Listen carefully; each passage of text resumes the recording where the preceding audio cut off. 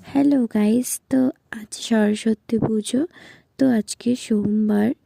তো তোমরা তো জানোই যে সরস্বতী পুজো দুদিন পড়েছে। তো এটা হলো বিকেলবেলা সোমবার। তো ভাবছিলাম বেরোবো না। তো একটা দাদা সরস্বতী পুজোর জন্য বলেছে যে চলে আসবি আমাদের বাড়িতে, মাঠে পুজো হচ্ছে। তো এই জন্য চলে আসলাম। তো সেটাই তোমাদের সাথে শেয়ার করলাম। এই দেখো, এখানে বাচ্চারা খেলা করছে। আর এই যে মায়ের দর্শন করে নাও, মানে এটা তো আমাদের বাড়ির। তো গাইস, এটা আমাদের বাড়ির সামনে পুজোটা হচ্ছে।